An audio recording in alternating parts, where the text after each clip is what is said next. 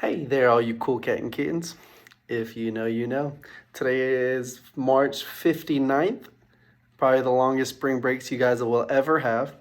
I know it's been a while. I missed all of you guys' faces. Today's topic is going to be sports gambling.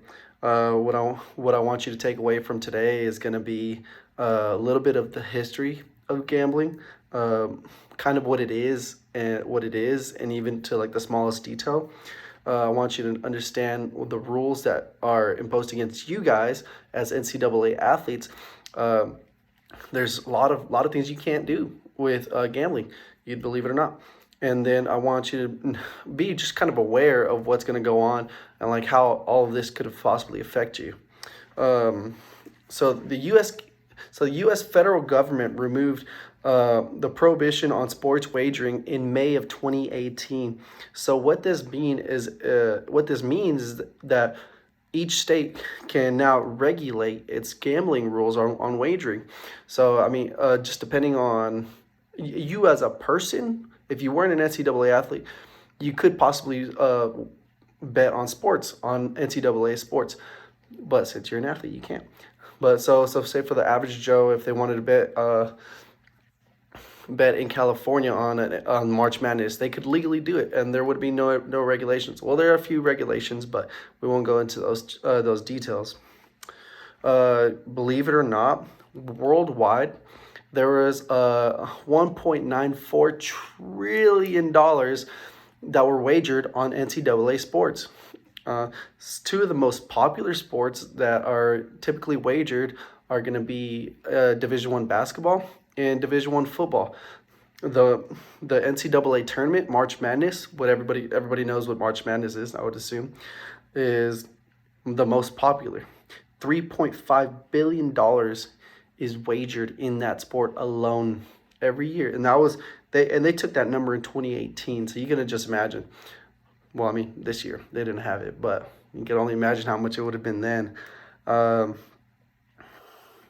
so what the NCAA is doing to create fairness for all athletes is they're making sure that NCAA athletes, NCAA coaches, NCAA administration cannot cannot participate in any sort of wagering, bets, gambling, anything along those lines.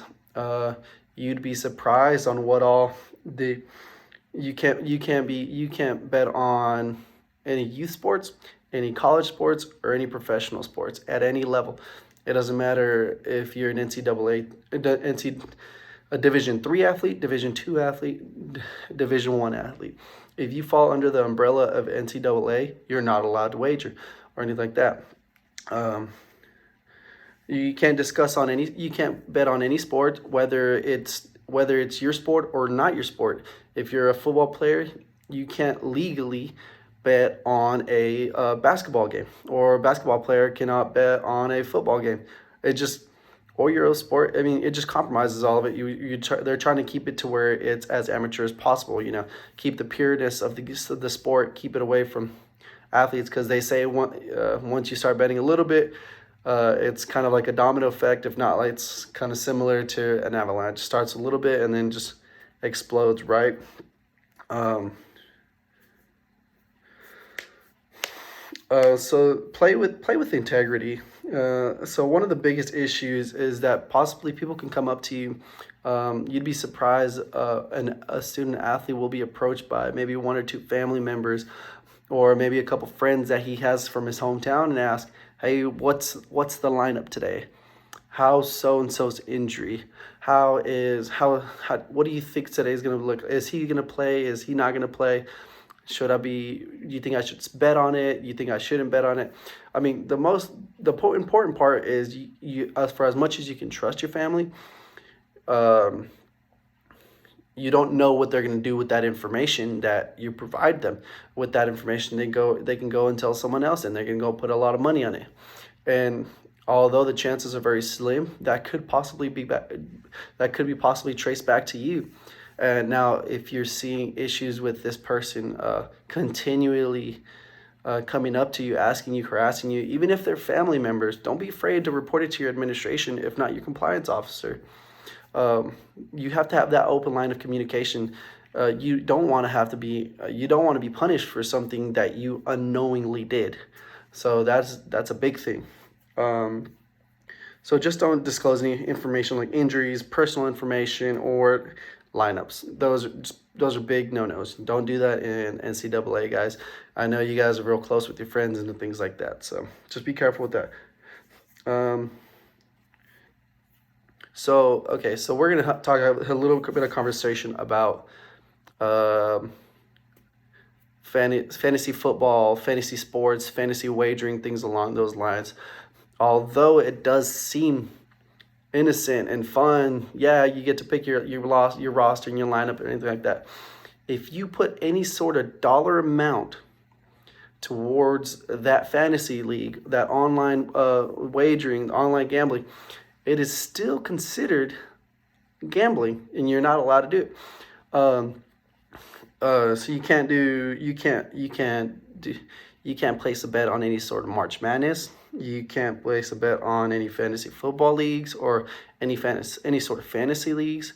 You can't place a bet on those little squares that everyone does. I don't understand how those work, but you can't do those. You also, I mean, that's just, and there's so many more like platforms that you can possibly bet on, and you're not allowed to do it just because you're an NCAA athlete.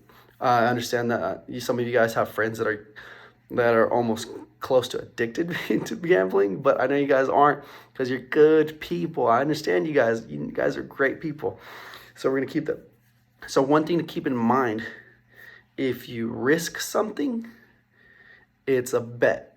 So if I'm risking, so say this is going to be a bad example. So if anything like some sort of object, if Texas Tech makes it to the Final Four in 2021 March Madness, you're going to give me your pair of shoes. I know that's a bad example, but you risk something, like you're risking something, or I guess if you risk your shoes, then that was technically a bet. So if you risk any sort of anything with monetary value to it, then it's a bet, and you're falling under the lines of breaking the rules. Sorry, for lack of better terms. So just be careful, guys.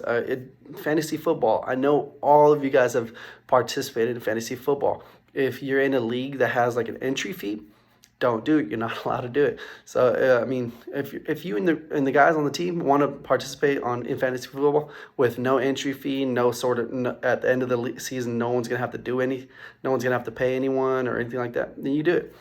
If you're in a fantasy football league that does some sort of punishment for being in the last place, then just make sure you're not last place. But no putting any sort of monetary value of any sort into that entry fee.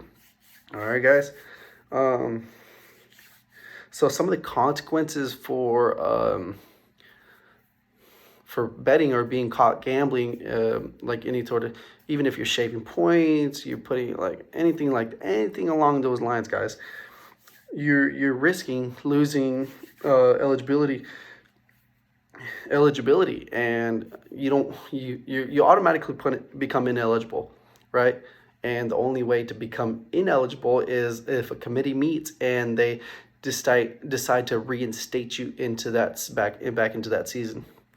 Worst case scenario, I mean, they take it on a case by case scenario. So if Joe Blow from the other university did the same bet as you did, but he betted more money, then his case is going to be more serious if your case is just $2.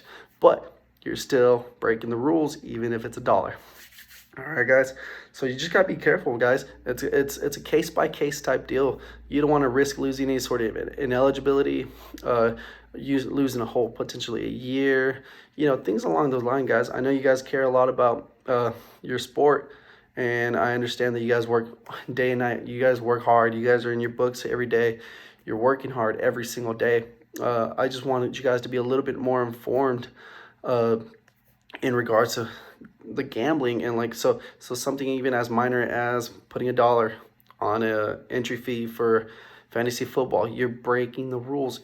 The chance of you getting caught, yeah, they're slim, but there's always that risk. Remember, if you risk something, then it's considered a bet. Even $2, $1, what do you consider?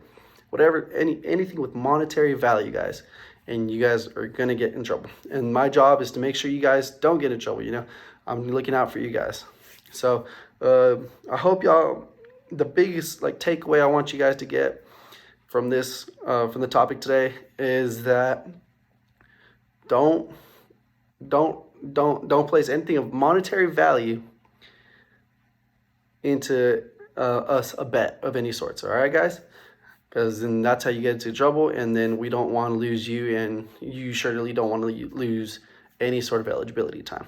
All right, guys, if you have any questions or comments, go ahead and just feel free to email me back. All right.